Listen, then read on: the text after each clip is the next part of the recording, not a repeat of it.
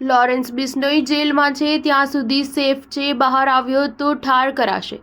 રાજ શેખાવતની વિવાદિત ટિપ્પણી. ગુજરાતની જેલમાં બેસીને નેતા અને અભિનેતાઓ માટે માથાનો દુખાવો બનેલા ગેંગસ્ટર લોરેન્સ બિશ્નોઈને લઈ વલસાડ આવેલા કરણી સેનાના રાષ્ટ્રીય અધ્યક્ષ રાજ શેખાવતે વિવાદાસ્પદ નિવેદન આપ્યું છે. રાજ શેખાવતે લોરેન્સ બિશ્નોઈને ડરપોક હોવાના કારણે 12 વર્ષથી જેલમાં હોવા છતાં જામીન અરજી નથી મુકાતો. જ્યાં સુધી જેલમાં છે ત્યાં સુધી સેફ છે. જે દિવસે જેલમાંથી બહાર આવ્યો એ દિવસે અમારા રાજપૂત યોદ્ધાઓ તેને ઠાર કરી દેશે અને ઠાર મારનાર માણસને અમે પુરસ્કાર આપીશું, એવી નિવેદન આપતા મોટો વિવાદ છંછેડાયો છે.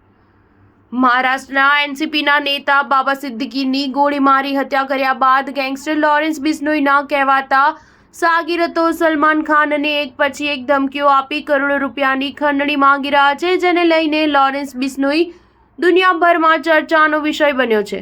ત્યારે આ માથાભારે ગેંગસ્ટરને કરણી સેનાના રાષ્ટ્રીય અધ્યક્ષ રાજ શેખાવતે વલસાડ ખાતે ખુલ્લી ચેલેન્જ આપી છે અને લોરેન્સને એક ડરપોક માણસ કહ્યો છે. રાજ શેખાવતે કહ્યું કે લોરેન્સ બિશ્નોઈ એક આતંકવાદી છે જે હત્યાઓ કરાવે છે, ખંડણી વસૂલે છે અને ડ્રગ્સનો વેપાર કરે છે. દેશના યુવાઓનું ભવિષ્ય બરબાદ કરનાર ડરપોક લોરેન્સ 12 વર્ષથી જેલમાં હોવા છતાં જામીન અરજી નથી મૂકતો. આ કાયર જ્યાં સુધી જેલમાં છે ત્યાં સુધી સેફ છે. જ્યારે જેલમાંથી બહાર નીકળશે એ દિવસે અમારા રાજપૂત યોદ્ધાઓ તેને ઠાર કરી દેશે.